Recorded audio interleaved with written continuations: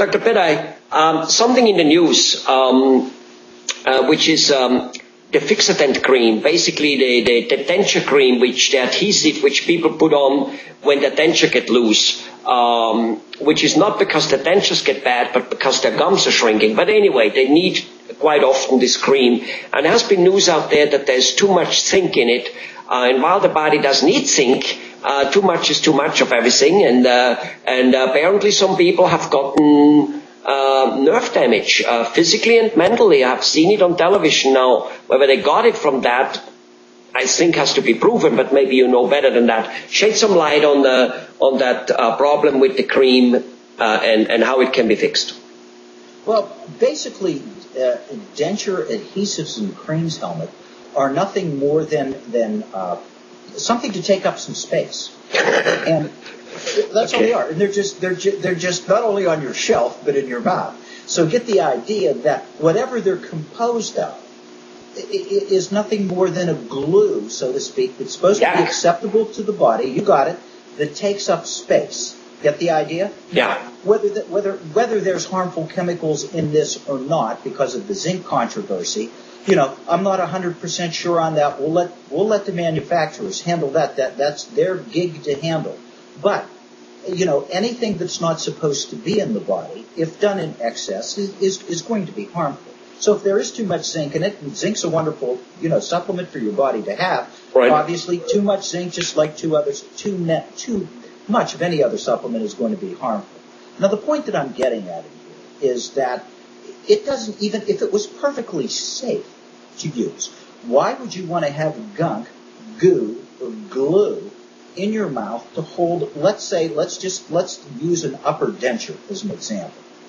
Normally what happens in this case is, over the X amount of years, 5, 10, 15 years, I've seen some of my denture patients have them for 35, 40 years, the denture itself probably did not change on the inside.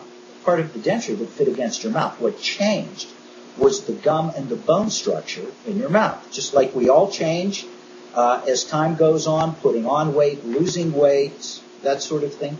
That's what happens to the rest of your body. So, what used to fit very neatly and snugly against the roof of the mouth in the case of an upper denture no longer fits that way. There's gaps, there's spaces. And as a result, that upper denture is going to plump. It's going to fall down. No one wants a falling denture. So what people will do is go out and buy the denture adhesive, squirt it in there like it was going out of style, plop it up in there. And I've never met a patient who really liked using that stuff. Because when you take it out, it sticks to the roof of your mouth. It sticks to the inside of the denture. You've got to clean that junk from the roof of your mouth. You've got to clean that stuff off from the inside of the denture. Will you stop, please? And then you've got to do it again the next day. It's too painful to listen to you. So who wants to do that? I mean, the idea behind here, if something on a dental prosthesis is not fitting correctly, see your dentist, ensure that it does fit correctly. Okay. For example, on an upper denture, you can do, let's say, a reline, or perhaps if that denture is just beat to high heaven, maybe it's time for a new denture. But let me actually talk about something which completely apparently fixes it, and that is get implant-supported denture.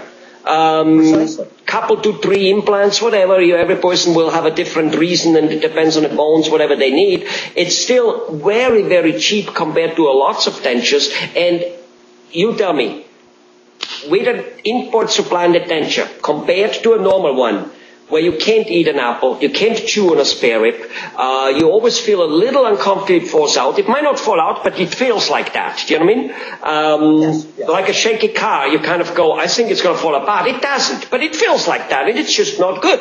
And so can you, with an implant-supported denture, again bite into an apple? Can you again chew on a spare rib? And will you never need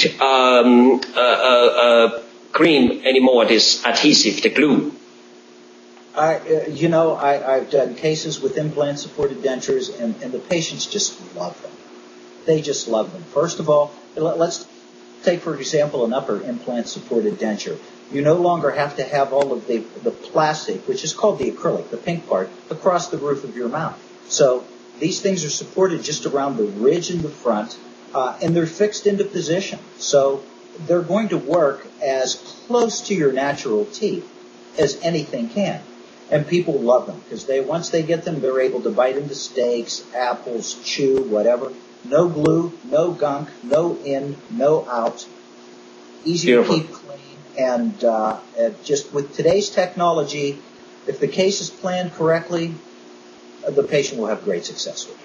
You said about, the acrylic, the plastic on top of it, I mean, taking that out, I mean, people who probably have a denture probably know it. The second they have it in it, they don't taste the food anymore because that's where you really taste it up there.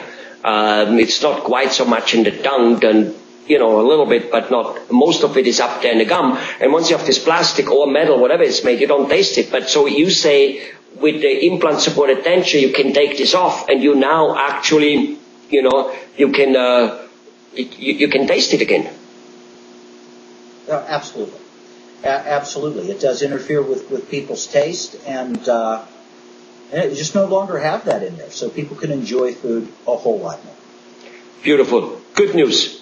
I know, we people, we kind of like, good news from a dentist, how the heck that does work. Like, I'm going to wake up, Yahoo, I need a root canal. That's just what I was waiting for. And again, while we're not waking up, Yahoo, I need an implant supported denture, Yahoo, I need a perio surgery. But one thing I have noticed dealing with so many doctors and things, there's no medical branch which actually can predict, prevent, and permanently fix a problem as fast and as predictable as dentists. That doesn't mean they're better. It's just their branch. God has made it that it is more fixable than even a common cold. The technology helmet that has occurred in my practice, during my practice, incredible. I mean, it's absolutely incredible. They come up with stuff that. It's hard to stay on top of all of the technology in there, and it's just as you said, it's something that is very highly fixable for almost everyone that's out there. Everyone who wants to get it fixed out there. I guess that's like with exercising and everything else. We the patients, we the people, we do need to go and do it. That's with education. That's with we do need to then go and go through whatever pain it takes, whatever it takes to go and do it. Because it's too late afterwards to kind of say, I told you so. It is not a nice thing. It's because at that point, you lived your life not to the fullest because you can't reverse it anymore, Like we just talked the dentures. You wear 20-year dentures and every few years you have to glue them and this and that and you just don't feel as vibrant as you would. You can't take those 20 years back. Yeah, you survived them, but why not live them to the fullest? Dr. Bedai, I appreciate talking to you. Bye-bye. Okay, take care, Helmut.